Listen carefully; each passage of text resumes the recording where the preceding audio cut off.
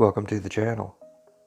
In this video we will be installing a Creality Dual Z kit onto my Ender 3 V2. This should allow better stability on the X-axis for higher speed prints. Let's get started.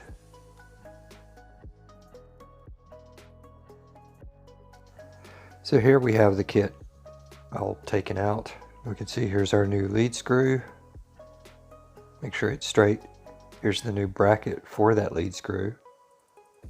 These are our blocks that go at the top of the Z-axis. They have a bearing embedded in them.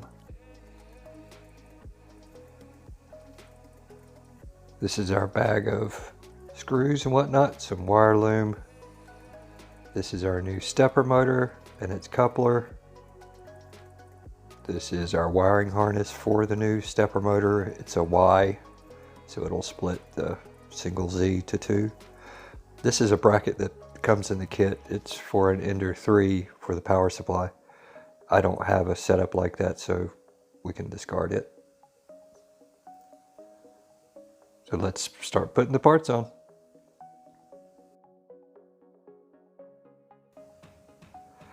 So this is really the hardest part of it. We have to remove these outer screws on our V wheels and the bolts that actually hold the bracket to the X-axis. When we get this removed, we can slide it out. The one in the back actually has a captured nut that we can't get to, so we've got to pull the whole bracket off. So we'll remove that screw. These actually hold it, the bracket, to the X-axis. We'll remove these. Then we need to pull out the actual V wheels. You only need to do the first two. It's like I said, the one that's by itself you can't get at. You got to pull the bracket first. If I can hold on to it.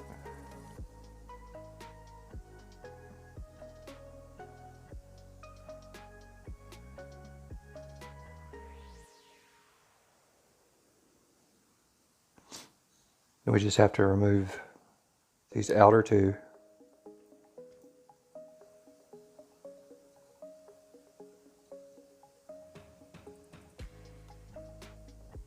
Make sure to keep the assemblies because we have to reuse everything. The screws themselves we'll discard because we have longer ones that come in the kit.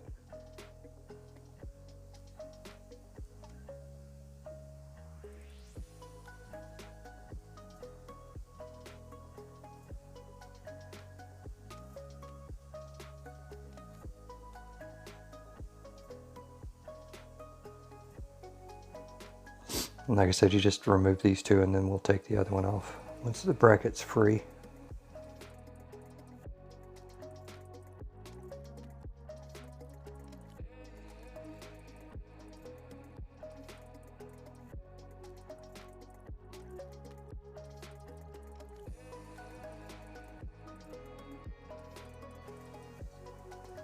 All right, now we should be able to just slide this bracket out and pull off our third one. It says you can't get to this one because it's hidden.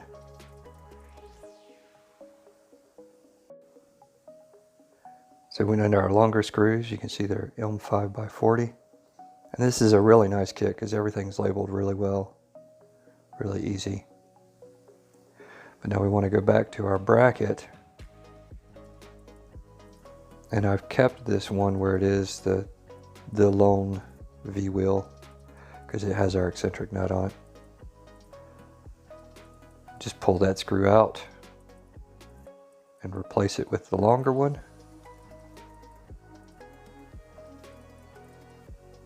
And we can move on to our next step, which is to put the spacer on there.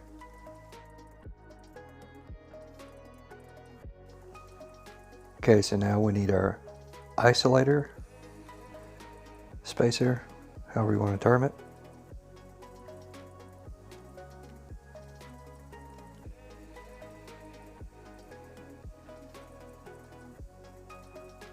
That's what you should look like.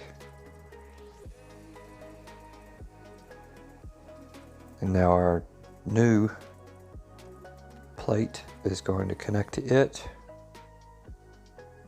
Make sure you get your alignment right here, because you want that trapezoidal nut, bushing, whatever, to be facing up. And then we'll tighten this one down, put it into place, and then we'll get the other two V-wheels where they need to be. You want to get this one kind of snug, because like I said, it has the hidden screw. You don't need to torque it down because you're going to need some movement, but you need it fairly tight.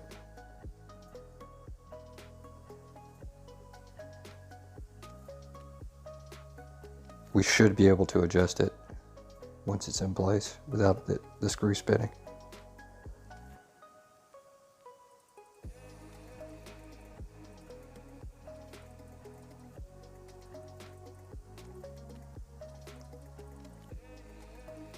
Just kind of awkward using this little wrench that comes with the printer.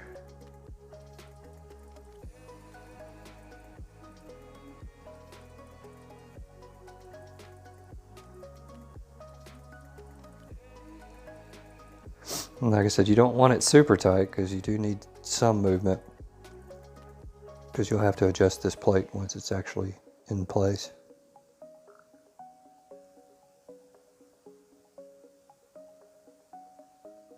But you need it tight enough so that the screw doesn't spin. That's what we should look like. Let's go ahead and put it back. And then we can put in our two screws to hold it in place.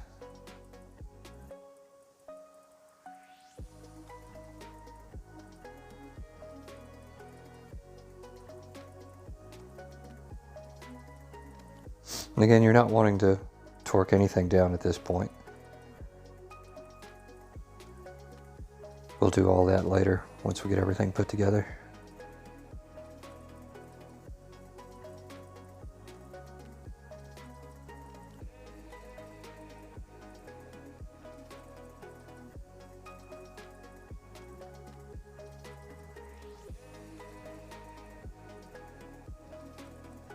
All right. Moving on. Okay, now like we did before, we've got to pull out our screw and replace it with a larger screw from the kit. And the way this goes is it's screw, then your isolator,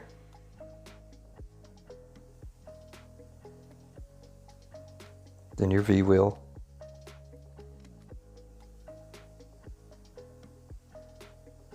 then another isolator from the kit,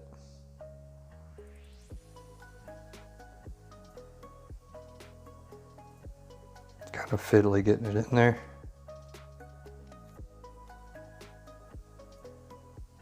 and you might need to adjust your new plate up or down, get it to line up,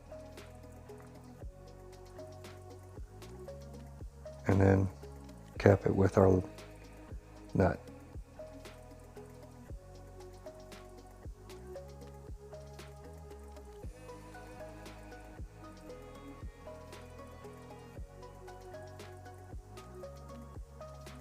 Then go ahead and cinch this one down. Again, you don't want it super tight because we want some movement, a little bit of movement, in order to get the third wheel in there. But just repeat this with the last wheel. So now that we've got all of our wheels on, let's go ahead and tighten everything down. And I mean, you don't need to gorilla arm this, just get it good and snug so it's not going to move anywhere. You don't want it over tight because you know these wheels need to spin. You just want to Get it so that they won't come back off and there's no shaking, vibrating. And again, our last wheel should be able to get tight without the nut spinning at this point.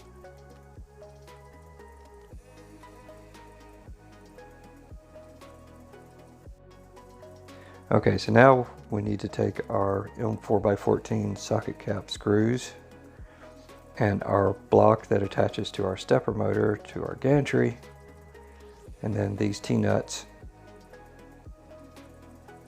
and take the screws and put them through the block, and then take the T-nut and put it on the end. You don't want to tighten it down too much because you need it to slide into the groove on the extrusion here to secure this block. Now I'm going to attach the block to the gantry first. That's what it should look like. But you could attach it to the stepper first. That's entirely up to you.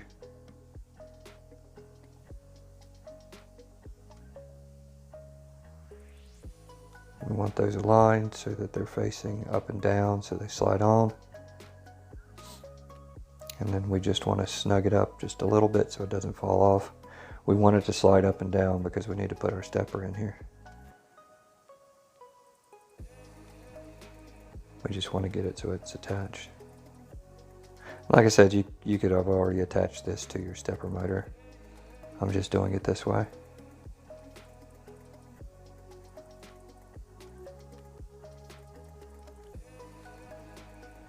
And here's your stepper motor. You want the plug facing out.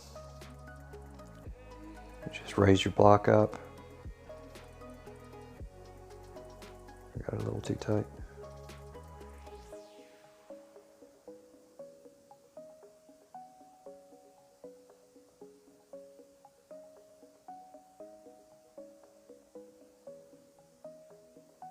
And then we need to secure the block to the stepper motor itself.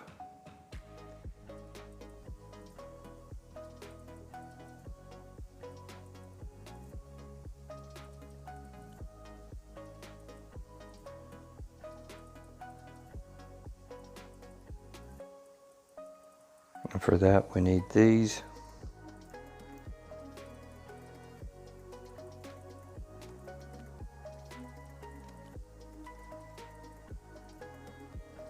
They just slide in through the top of the block into the stepper motor itself.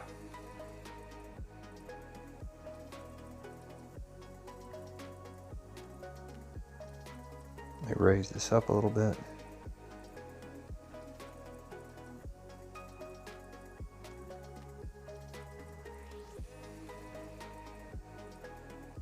Probably would have been easier to attach it to the motor before I mounted it, but that's okay.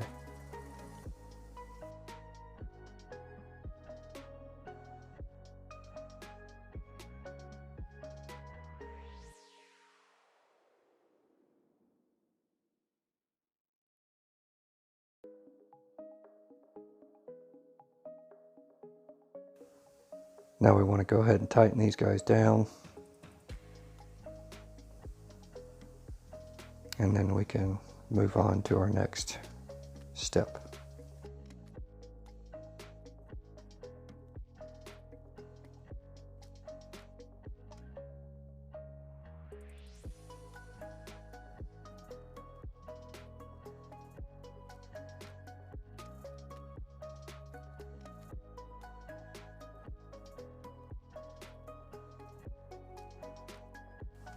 So now that we got our stepper installed, it's time to install our coupler.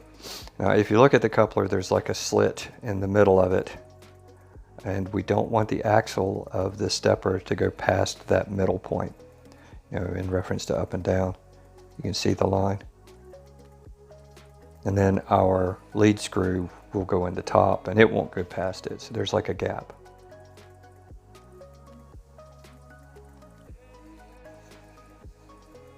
So now we want to install our lead screw. Now you could put a bit of grease on that bearing if you wanted to, or coupler if you wanted to.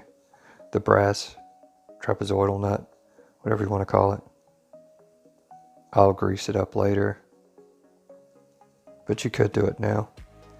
And like I said, you don't want the lead screw to go all the way to the bottom. You want to leave a gap between the axle of the stepper and the actual lead screw, so they don't transfer vibrations.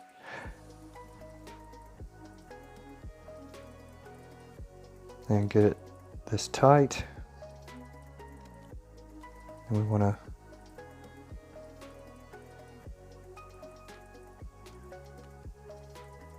get it good and tight so it doesn't move.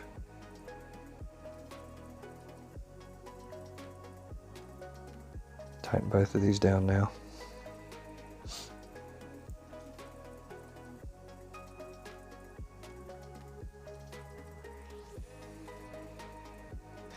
Okay, so now we need to adjust the tension on our V wheel. You do that by rotating the eccentric nut. And what we're looking for is that we want the tension to be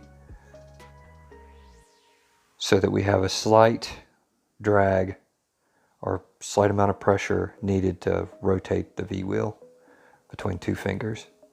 And we want to check all sides, and we might need to, move things up and down a little bit so things settle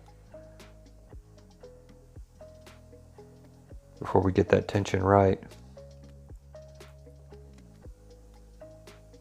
But you just want to feel a little bit of a drag when you rotate that wheel between two fingers. You don't want it tight. You don't need a lot of force. You don't want it free spinning either. So you just want to feel a little bit of a drag when you rotate between two fingers. And just keep adjusting until you get that. And then once you run it, all the way up, all the way down once or twice, you should come back and do this again to make sure it's right.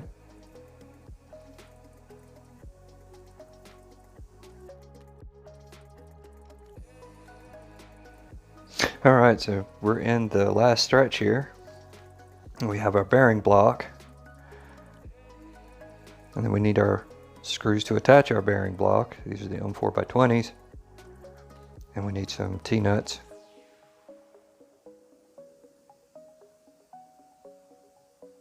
And then this is what it should look like. Put the other T-nut on there. Then we're going to attach this to the top of the Z gantry.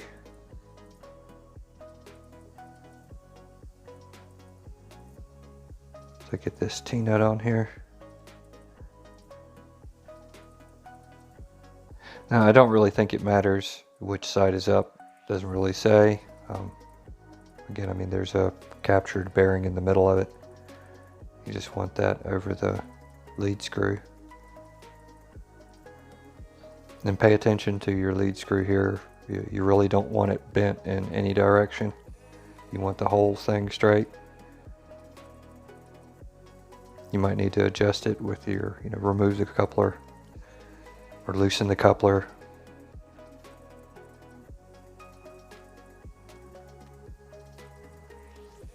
You just don't want any bindings. And you should know it as soon as we test it out for the first time, whether or not it's going to bind or not.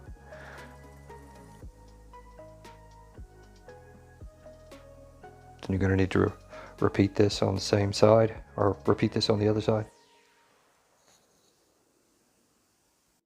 Okay, now we've gotten to the wiring part of it. You're going to need to flip over your machine and take off your cover. But we need to go ahead and pull our Z line. It's labeled with a little yellow Z. But you need to make sure you remove the hot glue. They hot glue each of these connectors to the base. So you're going to need to remove that first. Once that hot glue is gone, then the connector should just pop right out. Like I said, if you don't remove that hot glue, you're going to have all kinds of problems. So do that first, and then it should just pull right out. And then we're going to be replacing this whole line. So, you can leave this one and run the new one in. I'm going to remove this line and replace it with the new one.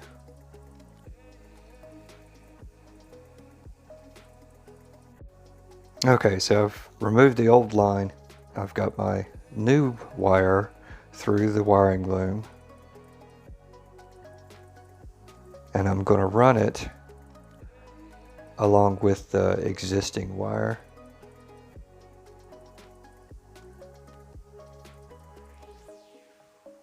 So we just plug this in here, and then like I said, I'll follow the existing wire. I have to cut some zip ties. But you want to be careful around this cutout, so make sure you put that wire loom on here.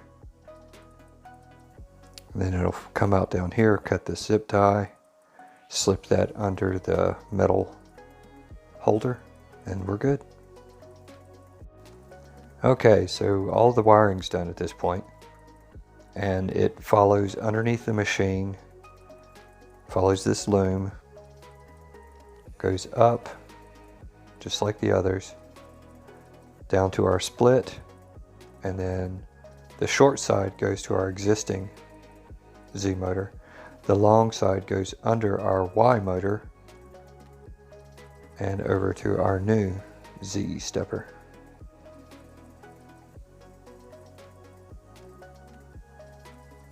So now we need to level the gantry. I'm using 2 paint bottles. Make sure they're on the frame and they are not on the bed. And I use these acrylic paint bottles because they're all the same size. So it works out really nice. But we want to lower our X gantry until they are resting on top of these bottles. Like I said, this is very important to do. Lower one side at a time just a little bit, the other side back and forth until you get it sitting on top of this bottle. Both sides sitting on top of this bottle. And then our gantry should be level at that point. Again, can't stress enough how important it is to do this. Now, you can do it whatever means you want. You know, if you have a dial caliper or something, you can do that too. Entirely up to you. Just need 2 things that are the same size and put them on the frame and not the bed. On the frame.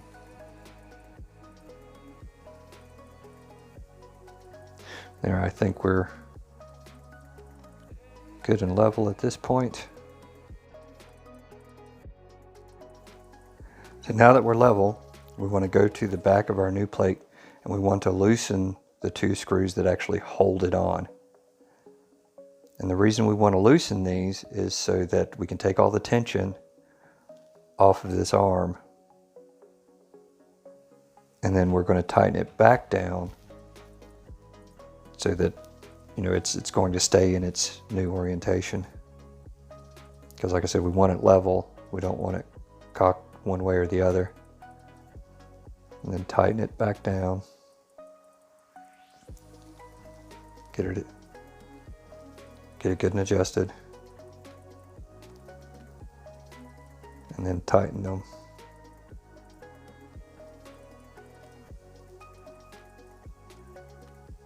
So we don't want it to move at this point. Again, take your time with this because this is really important that you get this right.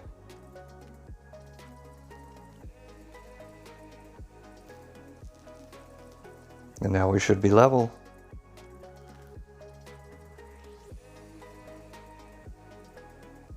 So this isn't part of the kit, but I have installed a sync belt up here at the bearing block. It's just a belt that's the right size and 2 sprockets to tie the left and the right Z motors together so one can't move without the other. It isn't technically necessary. If they get out of time, you could do this step that we did previous to this one by just aligning the left and the right. But this will prevent me from ever having to do that.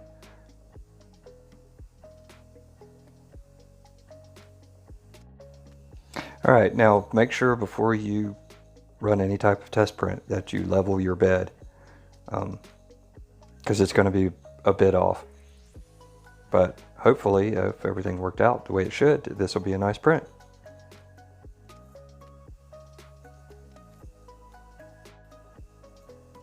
Okay, let's look at this.